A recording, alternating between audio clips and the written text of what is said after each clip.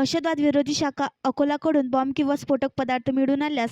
करावयाची कारवाई व नागरिक सुरक्षेच्या दृष्टीने घ्यावयाची दक्षता या दृष्टीने श्री राजराजेश्वर मंदिर जुने शहर येथे मॉकड्रिलचे आयोजन। अकोला जिल्ह्यातील नागरिकांनी सतर्क राहावे, तसेच अकोला जिल्ह्यात कोणत्याही ठिकाणी बॉम्ब किंवा स्फोटक पदार्थ मिळून आल्यास ते कसे निकामी करावे व नागरिकांना सदर ठिकाणावरून सुरक्षित कसे बाहेर काढायचे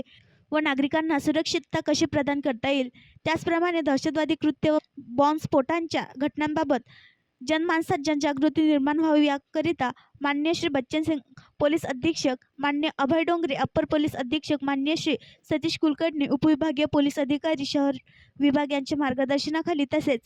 त्यांचे प्रत्यक्ष उपस्थितीत स्थानिक गुन्हे शाखा अकोलाचे प्रभारी अधिकारी पोलीस निरीक्षक शंकर शेळके व दहशतवादी विरोधी शाखा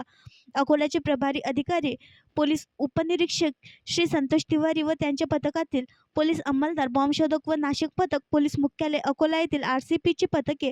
स्थानिक पोलीस स्टेशनचे प्रभारी अधिकारी व त्यांचे अंमलदार यांच्या समन्वयाने दिनांक 13 ऑगस्ट 2024 रोजी 4 वाजतापासून ते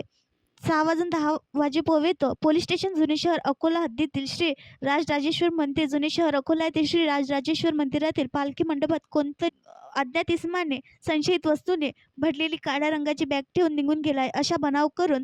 मॉकड्रिलचे आयोजन करण्यात आले। सदर सरावामध्ये मंदिरातील लोकांना सुखरूप बाहेर काढण्याचा तसेच BDDS पथकाकडून कारवाई करून त्यामध्ये स्फोटकाने भरलेल्या बॅगेची BDDS पथकाजवळील उपकरणे तसेच श्वान रॅम्बो यांच्या माध्यमातून तपासणी करून बॅगमध्ये ठेवलेले स्फोटक डिफ्यूज करण्याचा सराव अभ्यास प्रभावीरित्या पार पाडण्यात आला। सदर सरावामध्ये अकोला जिल्ह्यातील एकूण 12 अधिकारी तसेच 125 पोलीस अंमलदारांनी सहभाग घेतला। सदर मॉकड्रिल यशस्वीरित्या व प्रभावीरित्या पार पाडण्याकरिता पोलीस अधीक्षक माननीय श्री बच्चन सिंग, अप्पर पोलीस अधीक्षक माननीय अभय डोंगरे तसेच माननीय श्री सतीश कुलकर्णी उपविभागीय पोलीस अधिकारी शहर विभाग अकोला यांनी विशेष मार्गदर्शन केले।